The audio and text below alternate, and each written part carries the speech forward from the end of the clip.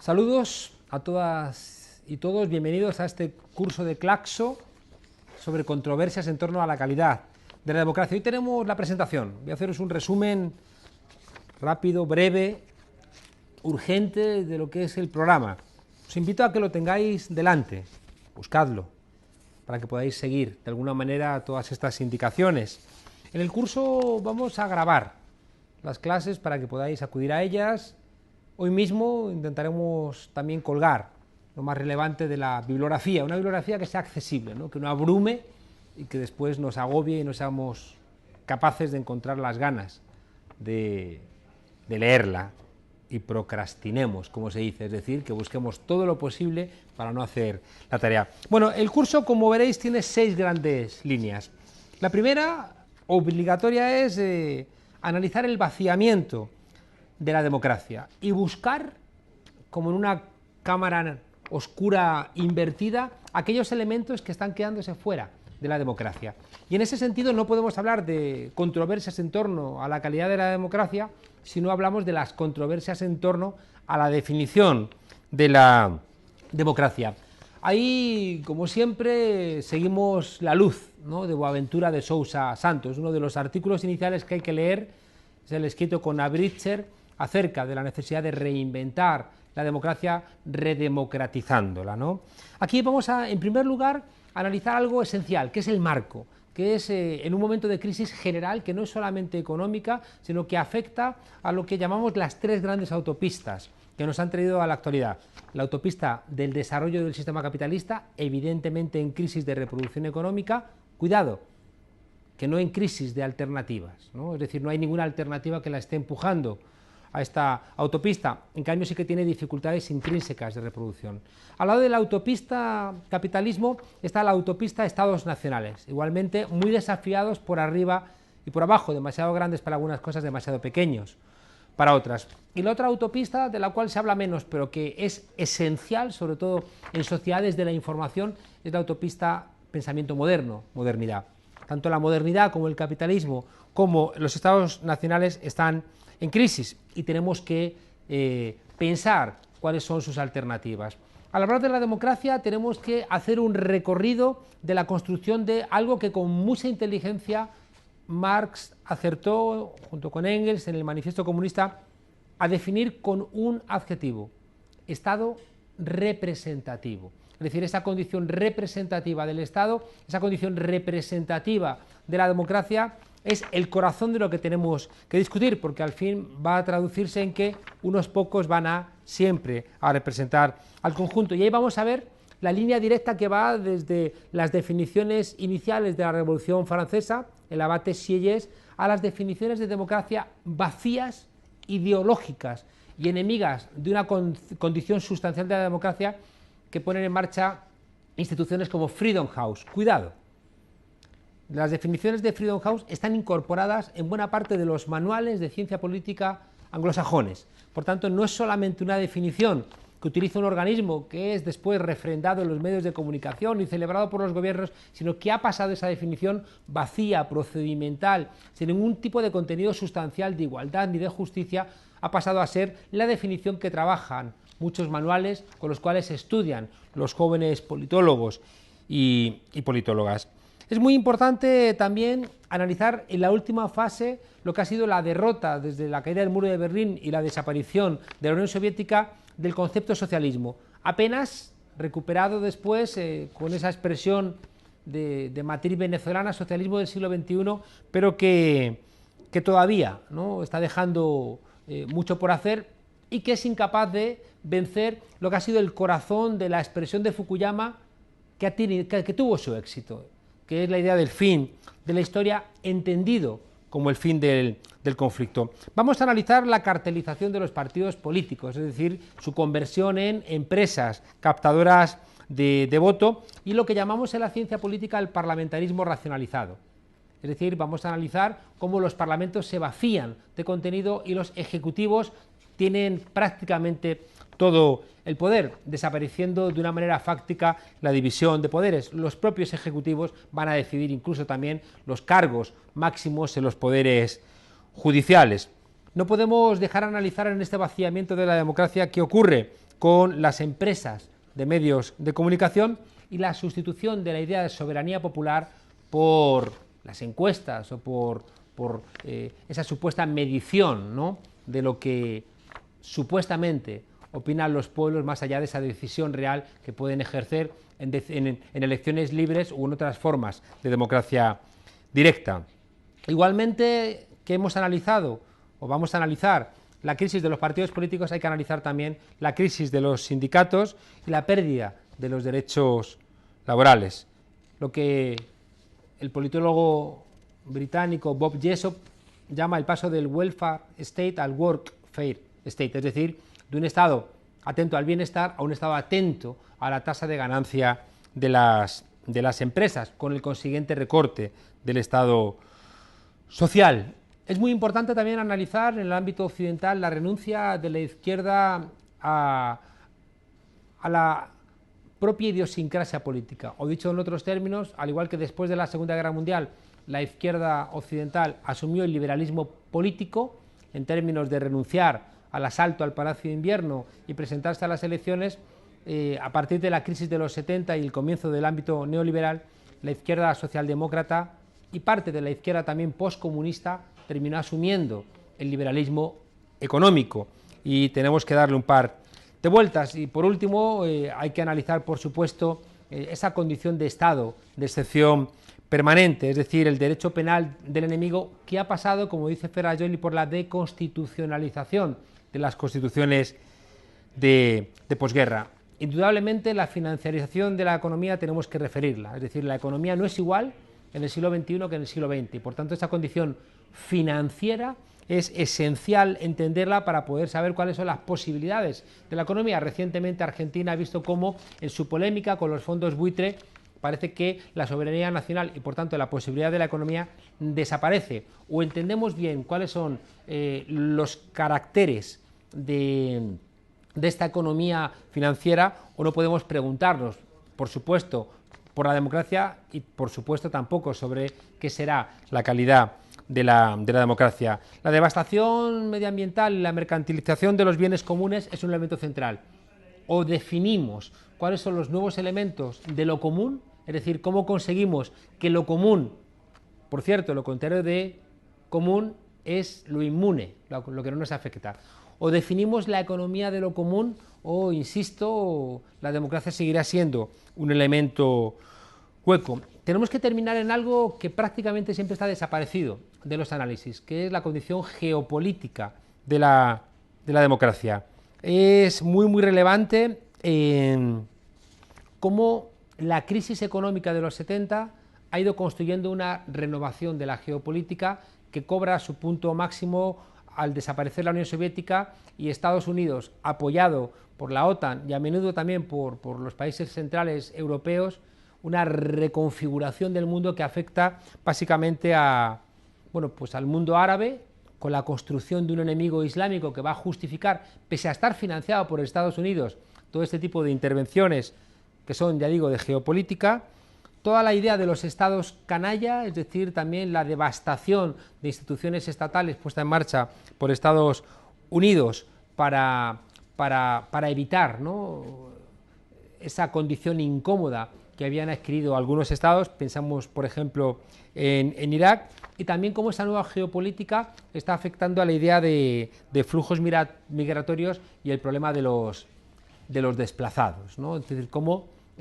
esa intervención desde fuera afecta profundamente a la posibilidad de la democracia en un país. No parece muy sensato que analicemos la calidad de la democracia sin entender la intervención desde fuera. Fijémonos que en el caso de Israel, que durante mucho tiempo se ha argumentado que tenía patente, ¿no?, de corso para hacer cualquier tipo de barbaridad porque hacia adentro funcionaba como una democracia, como definiciones como etnodemocracia nos permiten ir un paso más allá y entender que respecto de su propia comunidad, Israel hacia adentro puede comportarse como una democracia formal, pero como hacia afuera, evidentemente con el caso de los palestinos, se convierte en una dictadura que niega la posibilidad de la democracia. Terminemos toda esta primera parte, que nos va a llevar seguramente un par de sesiones, con algo que queremos señalar de una manera diferencial porque afecta a una de cada 2 personas en el mundo.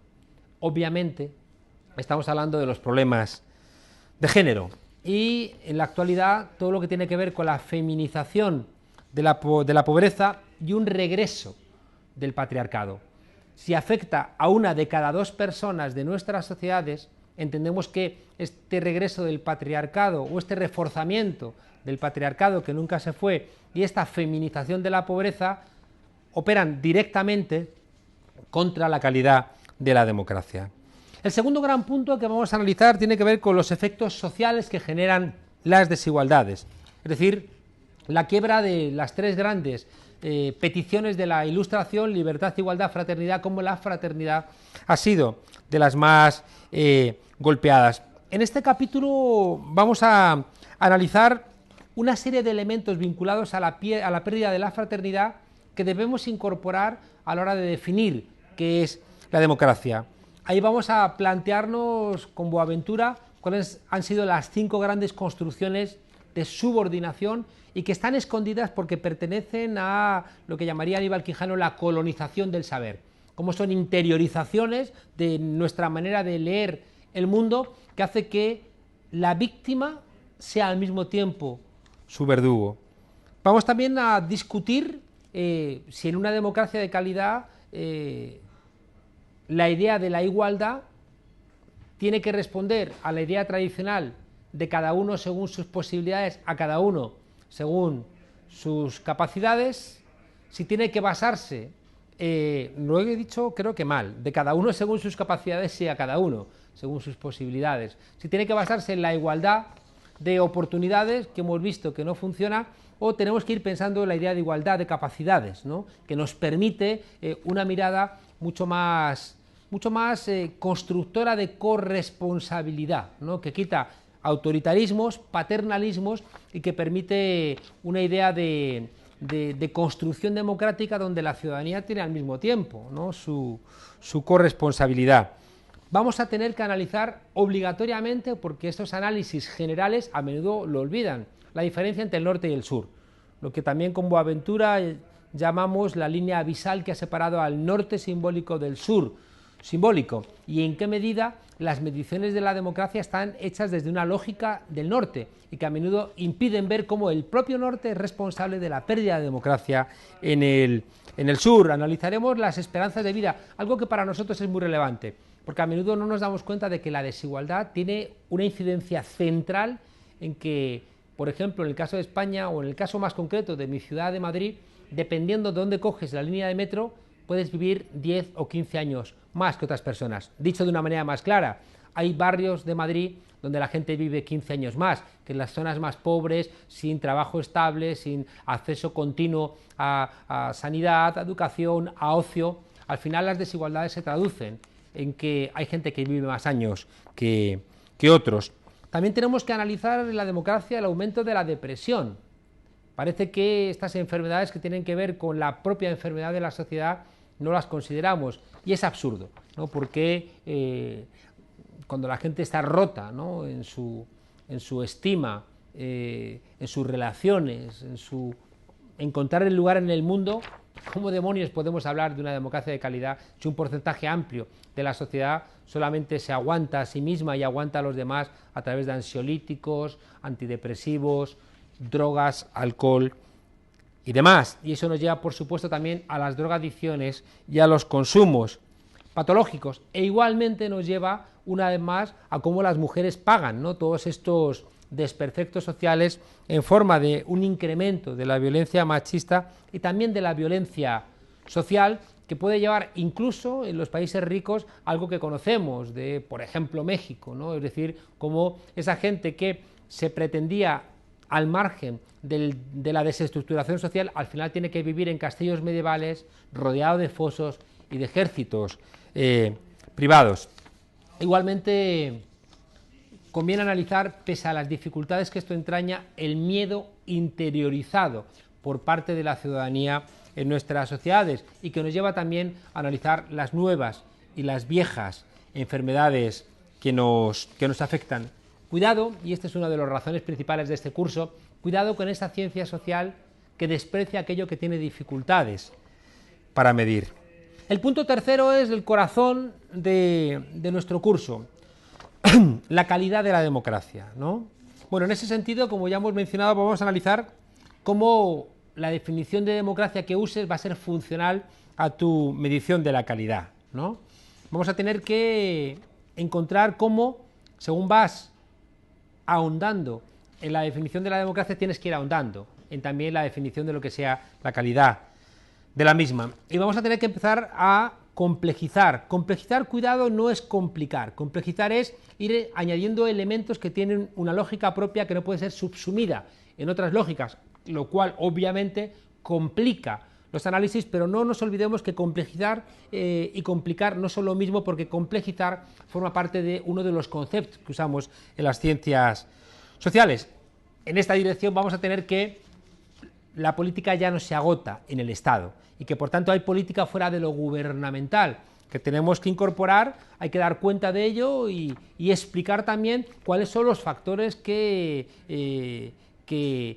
ONGs, movimientos sociales, agrupaciones de consumidores tienen que ver con esta construcción de una democracia diferente. Por supuesto, tenemos que analizar las propuestas mainstream de la democracia. Tenemos que hacer un buen repaso, que se incorporará, por supuesto, a la bibliografía, de cuáles son las definiciones de democracia. Las más comunes, desde la de Bismarck, ¿no?, de que es el arte de lo posible, con todas sus insuficiencias, a las más generalizadas, que precisamente por su generalización son también productos ideológicos. Y también plantearemos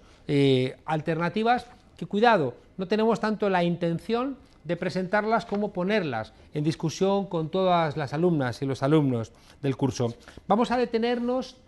al hablar de calidad de la democracia en el trabajo de Morlino y Diamond, ¿no?, porque entendemos que ha sido una buena sistematización de la necesidad de avanzar en la definición de calidad de la democracia, sobre todo después de tantos intentos ideológicos, ¿no?, toda la idea de la modernización dada a Estados Unidos, después todas las trampas de la transitología, después todas las trampas de la democracia delegativa o defectiva, que eran intentos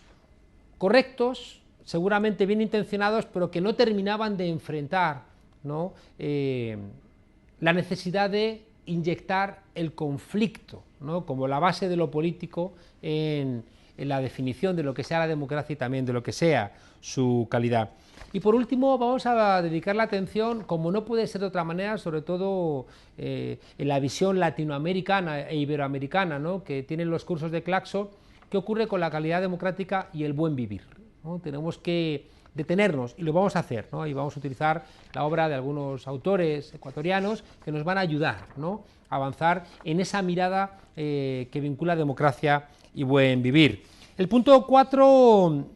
tiene que analizar cuáles son aquellos elementos que debiéramos medir a la hora de hablar de la calidad de la democracia y que por lo general no nos hemos planteado, según aquello, ¿no?, que decía Woody Allen, de todo lo que quisimos saber sobre el sexo y no nos atrevimos a preguntar. Bueno, pues igual, ¿no?, todo lo que queremos saber de la democracia y parece que no hemos tenido la ocasión de discutir. Aquí hay una lista larga, ¿no?, de hasta 21 elementos que mencionamos, ¿no? Lo ya señalado de la igualación de la esperanza de vida en todos los sectores sociales, cuáles son las bases educativas y subsidios sociales que permiten la igualdad de capacidades de toda la ciudadanía, qué ocurre con las expectativas frustradas por la quiebra del contrato social existente, algo que hemos vivido con mucha rotundidad en España, ¿no?, y que generó el fenómeno de los indignados, y también que 1 millón de jóvenes españoles, 1 millón en los últimos 2 años, hayan tenido que abandonar España. Vamos a tener que medir la participación en guerras externas y suministro de armamentos. Es muy hipócrita pretender que eres una democracia cuando estás generando muerte y destrucción fuera. Tenemos que complejizar nuestra mirada, porque si no nos ocurrirá como aquellos oficiales alemanes que abrazaban a sus rubios hijos y después ejecutaban a judíos en los campos de concentración.